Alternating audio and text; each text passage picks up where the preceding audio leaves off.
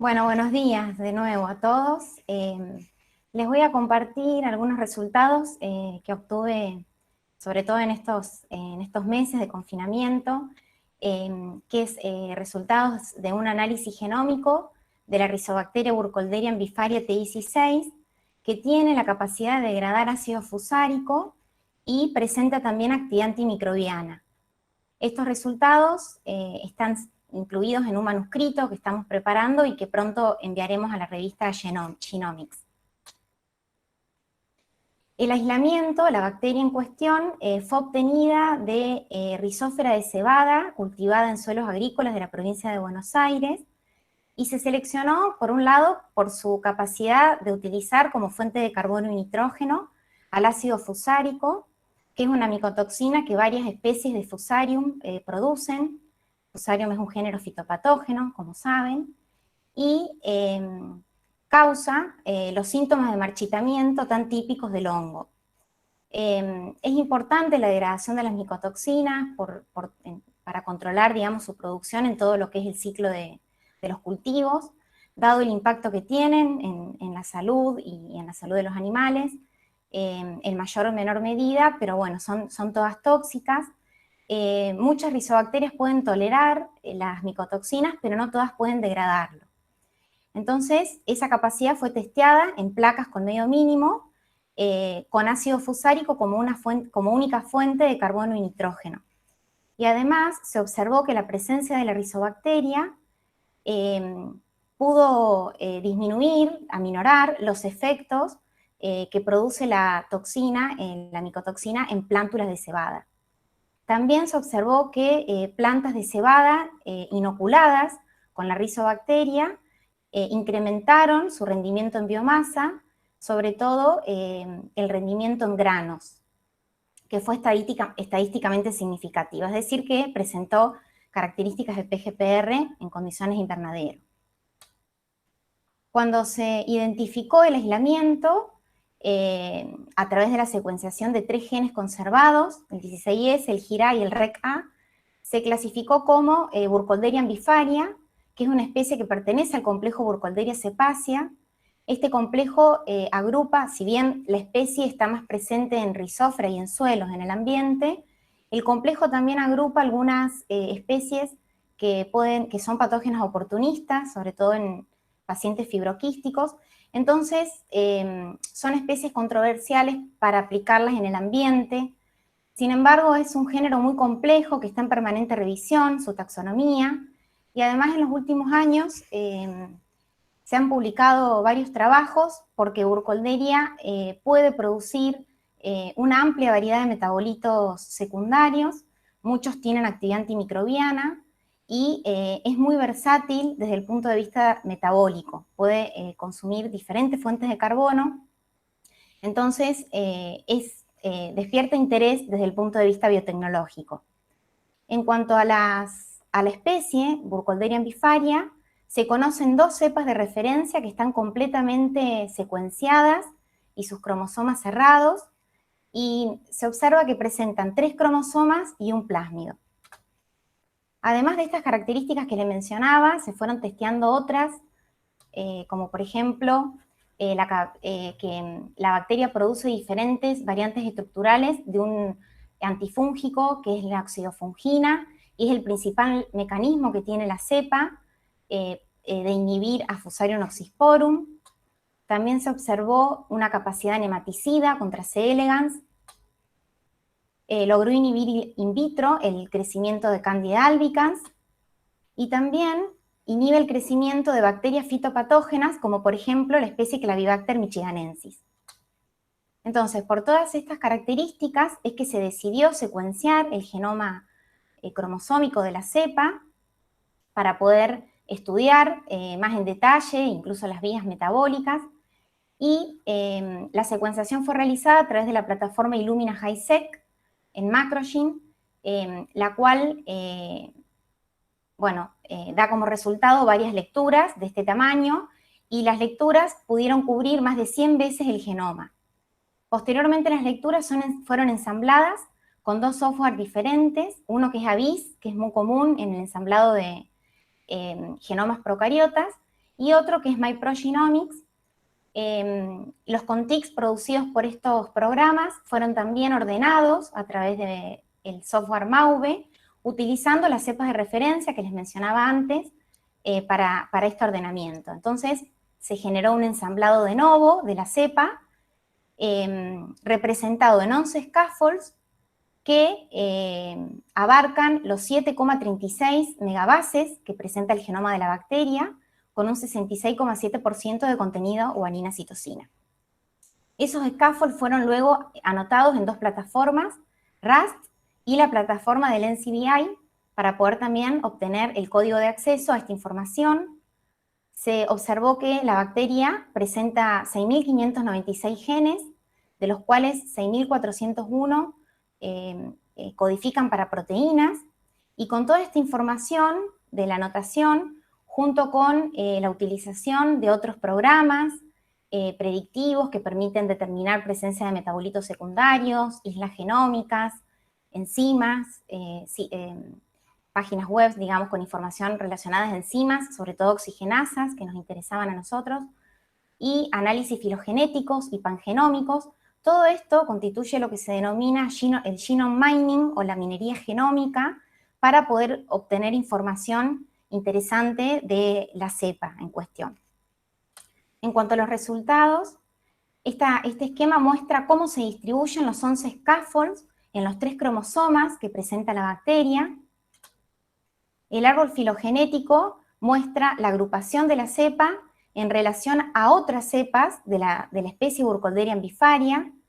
Este árbol fue obtenido por análisis de hibridación de los genomas entre sí. Se observa que la T16 se agrupa más próxima a este aislamiento, que es un aislamiento clínico, con un 80% de similitud en sus secuencias genómicas, y muy próxima están las otras 2 cepas de referencia, AMMD con un 79,3% de similitud con la cepa T16, y MC40 con un 76,8%. Vale aclarar que los porcentajes por encima del 70% ya permiten clasificar a una cepa dentro de una especie determinada. Posteriormente se realizó el análisis de la presencia de clúster génicos que codifican para diferentes metabolitos secundarios. Como se observa en la tabla, se detectaron 22 clústeres diferentes en la cepa T16. Muchos de esos metabolitos fueron identificados por espectrometría de masas Malditov, sobre todo los compuestos antifúngicos como oxidofungina, el antifúngico AFC, la pirrolnitrina, sideróforos como ornibactina. Estos compuestos son metabolitos de bajo peso molecular. El rango de masas que se utilizó es acotado, ¿no? Es de 100 a 1500 Dalton, o sea, permite identificar metabolitos de bajo peso molecular. Sin embargo, muchos de los picos corresponden a masas que aún no han sido asignadas, por lo tanto son compuestos que necesitan ser caracterizados. Y también los de alto peso molecular, como las bacteriocinas. Varios de estos clústeres génicos de biosíntesis albergan en su estructura genes que codifican para péptidos sintetasas de péptidos no ribosomales, también sintasas de policétidos, o genes que son híbridos de estas 2 tipos de enzimas. Estas enzimas son interesantes porque son enzimas multimodulares, donde cada módulo presenta dominios repetitivos. Estos dominios pueden catalizar los diferentes pasos de síntesis para un determinado metabolito. Además, son muy diversos en su estructura porque también actúan enzimas complementarias que introducen modificaciones en esas estructuras. Aquí se observan algunos operones presentes en la T16, operones que codifican para los sideróforos, ornibactina y cepacia-quelina, los antifúngicos AFC y oxidofungina, y otros clústeres cuyos metabolitos necesitan ser identificados. Hay, por ejemplo, un policétido tipo trans-aciltransferasa, tiene este dominio muy particular, que no se sabe para qué codifica. Este esquema muestra los 22 metabolitos secundarios o sea, los clústeres que codifican para los metabolitos en la T16 y su predominancia en otras cepas de la especie. Entonces lo que se observa es que algunos tipos de metabolitos secundarios son muy frecuentes en las cepas de la especie, por ejemplo, ciertos tipos de terpenos, arilpolienos, fosfonatos, la pirronitrina, una acilhomocerin-lactona que está implicada en la regulación de muchos de estos genes a través del quorum sensing, algunas bacteriocinas también, y otros son menos frecuentes. Por ejemplo, hay un policétido tipo 1 que forma parte de la cápsula bacteriana y está presente solo en la cepa T16 y en otra, que es la IOP40. Es muy poco frecuente. Y después, interesantemente, hay 3 clústeres, uno al lado del otro, el cual codifica, uno de ellos codifica para una bacteriocina que es de tipo microcina, con modificaciones con grupos tiazol, y en la hebra complementaria están los genes A y DA que codifican para cuerpos de inclusión. Y estos cuerpos de inclusión podrían tener una actividad nematicida, incluso se han identificado en una cepa de Burkholderia cepacia, que ayudan a la adherencia de la bacteria al intestino del nemátodo. Y curiosamente en la cepa T16 hay una segunda copia, que no es exactamente igual, pero que también codifica para un cuerpo de inclusión, y esa segunda copia no es tan común en las cepas. Y luego, a continuación, están los genes que codifican para la bacteriocina LOD-A, que es producida por una lisina oxidasa y su flavoenzima. Es una bacteriocina que actúa generando peróxido de hidrógeno, ¿no? Y es de amplio espectro. A continuación, se realizó un análisis pangenómico para conocer, hacer un análisis, digamos, comparativo y ver cuáles genes son exclusivos de la cepa T16 en relación a las otras dos de referencia, como les comentaba, y se ve en este diagrama de Venn que hay 5.293 genes que son compartidos por las 3 cepas, mientras que hay 260 singletones exclusivos en T16. De ese número, 146 codifican para proteínas que se han identificado y 114 codifican para proteínas hipotéticas o parcialmente caracterizadas. De este grupo de genes se pueden destacar los de síntesis del lipolisacárido capsular, genes relacionados al metabolismo de aminoácidos, a una vía alternativa de producción de ácido glucónico, genes vinculados a la integridad de membrana, un transportador de azúcares, sistemas toxinas-antitoxinas, el cuerpo de inclusión que les comentaba y la bacteriocina LOD-A, amidohidrolasa implicada en la degradación de alantoína, una proteína tipo dioxigenasa perteneciente a la familia VOC, y también, interesantemente, clústeres génicos que posiblemente estén implicados en vías de degradación de compuestos aromáticos.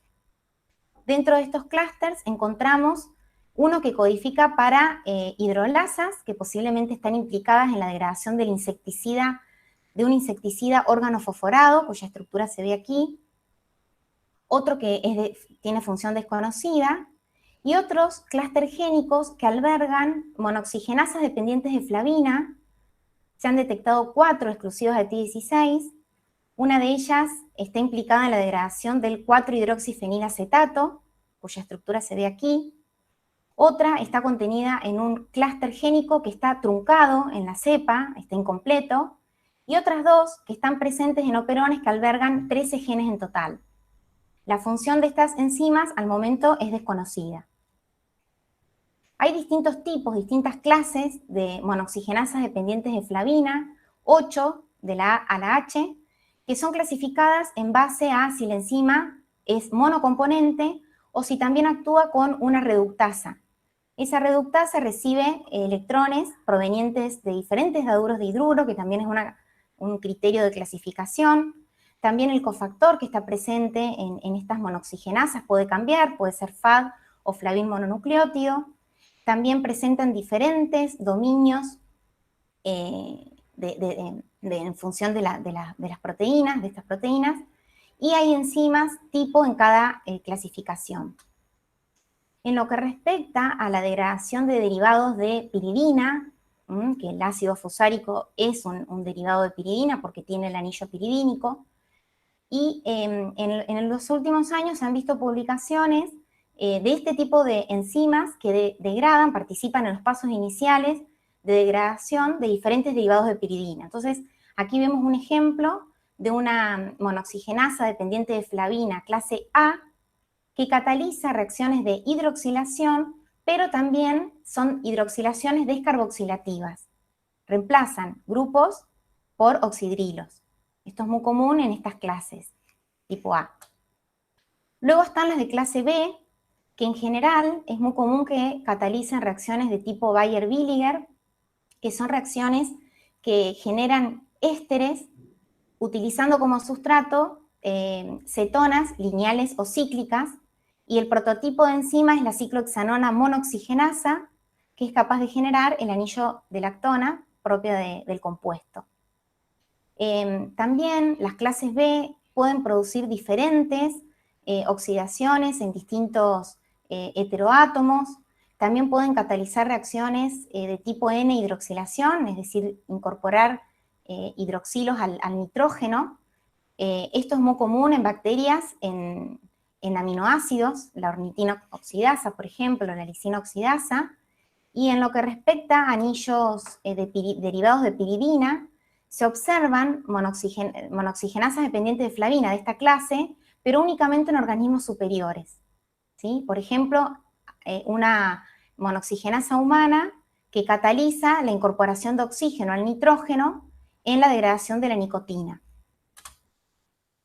También se encuentran las monoxigenasas clase C, también conocidas como monoxigenasas tipo luciferasas, ya que la luciferasa se agrupa dentro de esta clasificación, y son monoxigenasas que catalizan una amplia variedad de reacciones.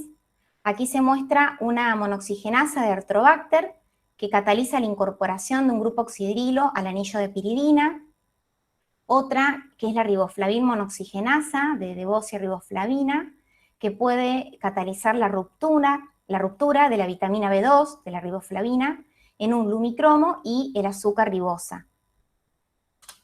Y este año, muy recientemente, se describió que las de clase C también pueden catalizar reacciones de Baeyer-Villiger, que son reacciones más comunes, como les mencioné, en las clases B, pero se identificó una monoxigenasa de esta clase que cataliza la síntesis de un antimicrobiano en Streptomyces. Entonces, estos son vías de degradación de diferentes derivados de piridina, como algunos ya les comentaba anteriormente.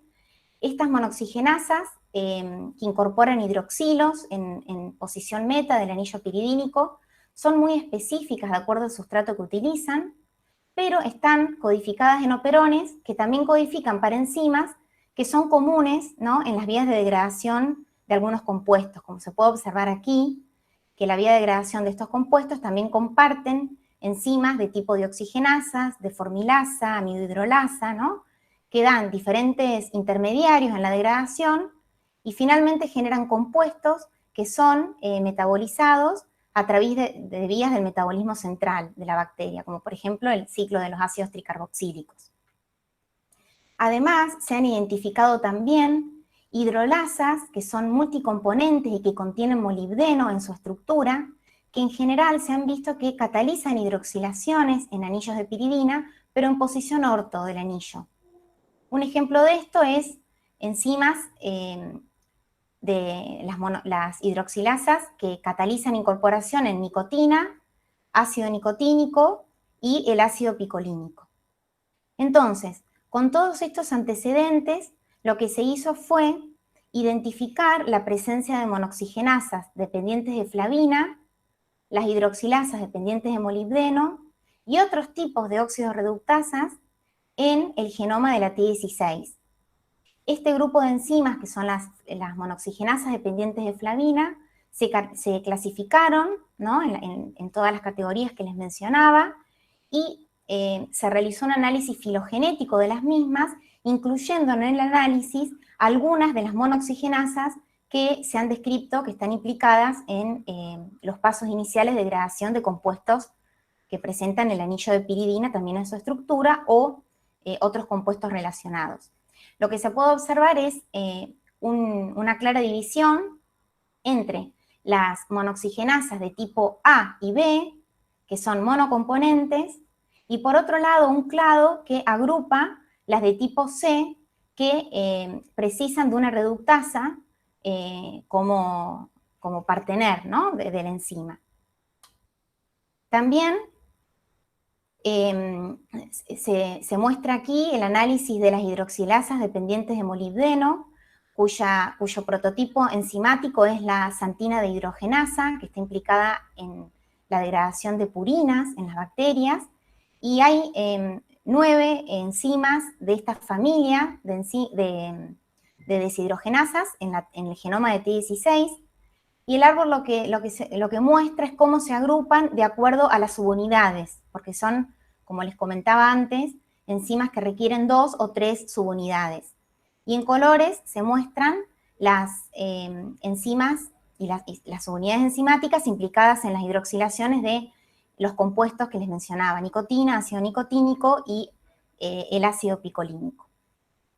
Cuando uno hace la relación entre presencias de estas enzimas, otras óxidos reductasas, y compara el fenotipo de utilización de ácido fusárico como única fuente de carbono, se observa que hay 2 tipos de flavina monoxigenasas propias de la T16. La comparación se hizo con 4 cepas de referencia, 2 de la especie Burkholderia bifaria, una de la especie Burkholderia lata y otra de la especie Burkholderia contaminans, que son incapaces de utilizar ácido fusárico como única fuente de carbono.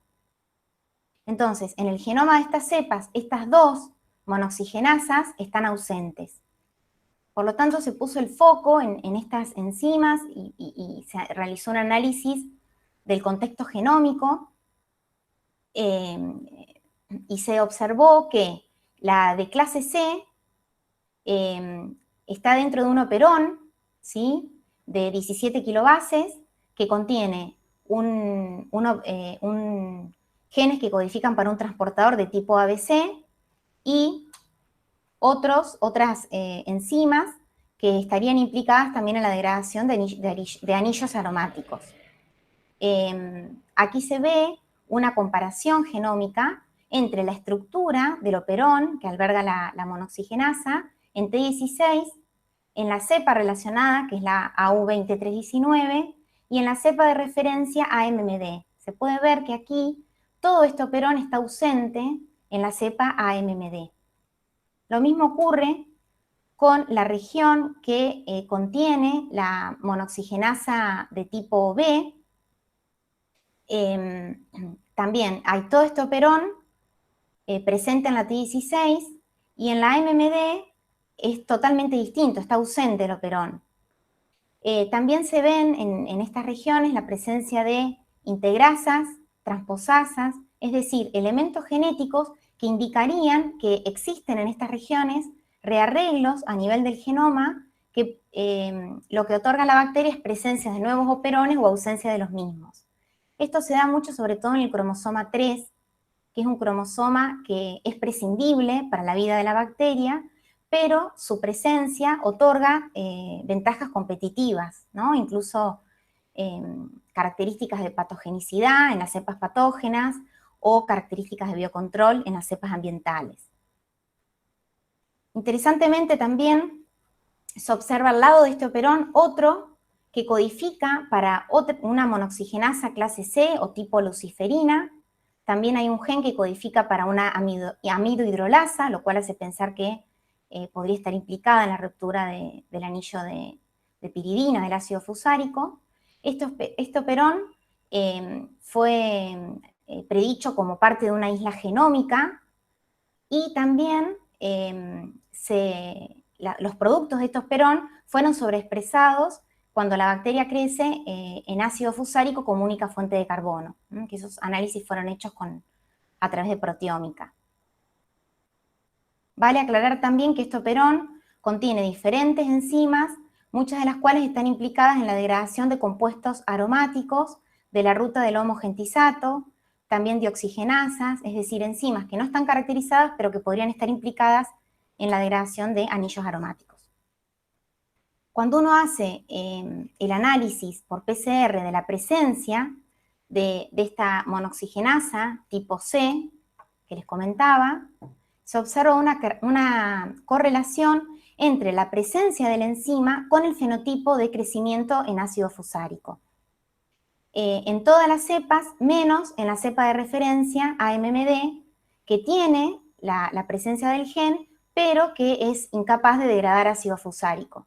Este resultado hace pensar que justamente todo este operón podría ser, que está ausente en AMMD, podría ser necesario también para la degradación del compuesto.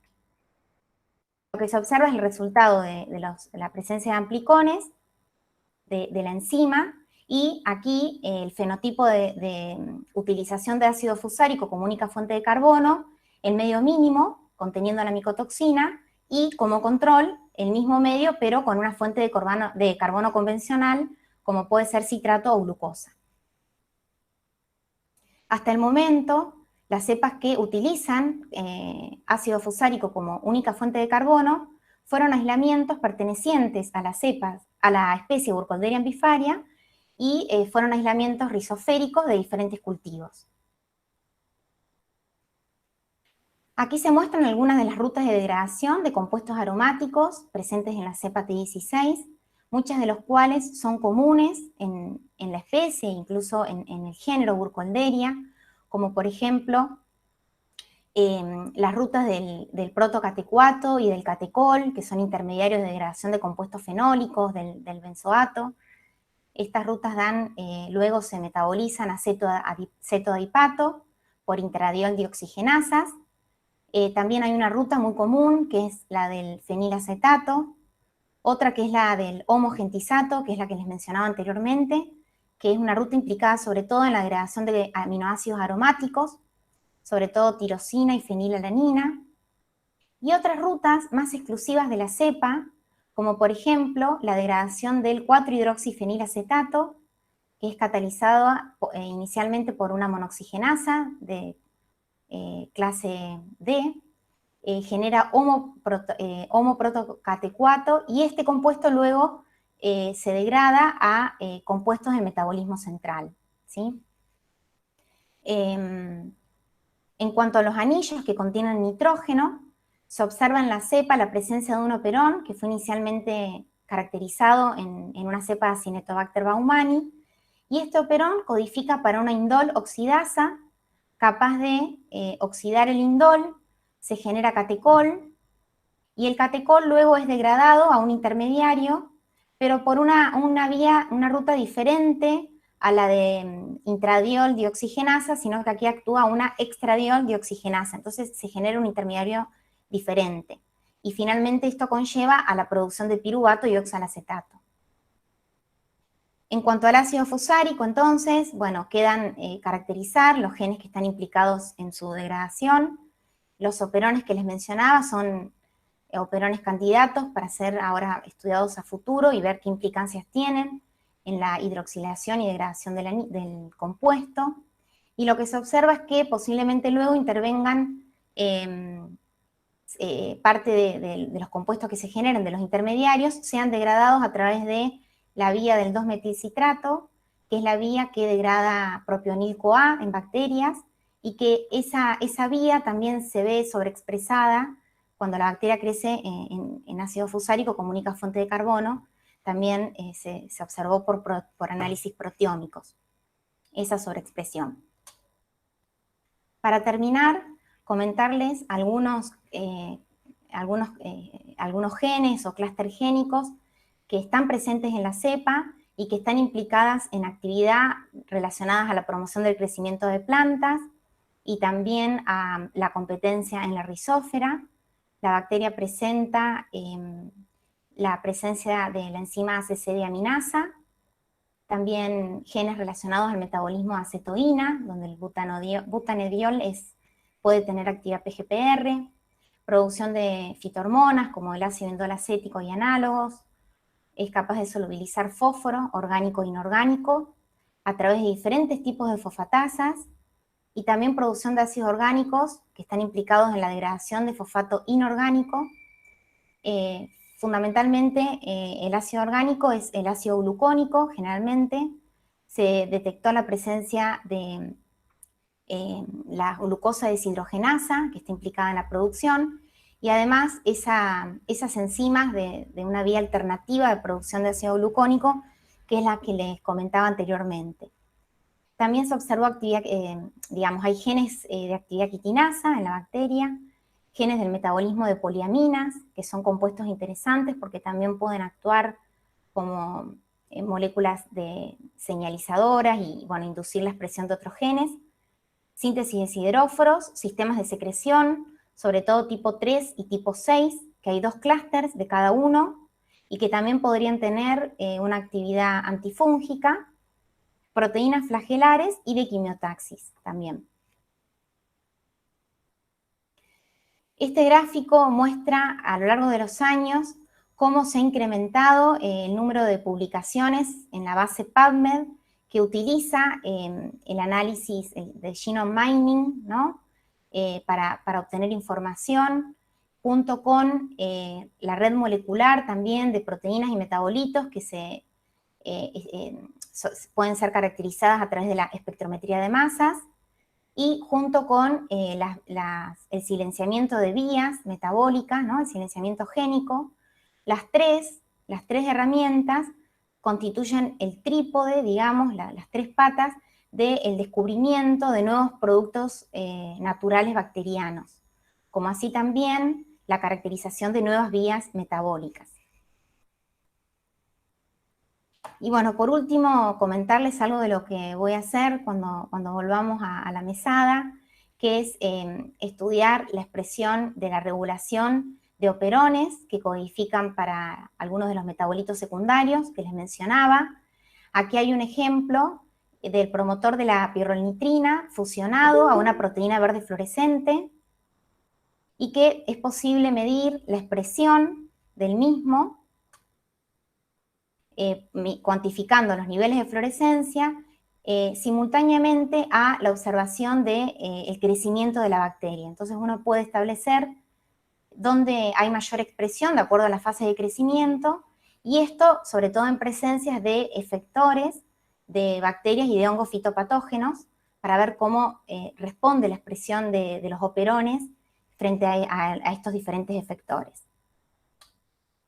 Bueno, agradecerles por su atención y mencionar los integrantes del grupo de trabajo de las burkholderias, que son la doctora Jimena Ruiz, la doctora Esther Simonetti, quien les habla, el bioquímico Matías Vinacur, que es becario doctoral del CONICET, y los estudiantes Juan Grispi y Micaela Bertea. También mencionar la colaboración del doctor Walter Draghi, del Instituto de Biotecnología y Biología Molecular de La Plata, y bueno, esto es todo. Si quieren hacer alguna pregunta. Me parece que hay gente.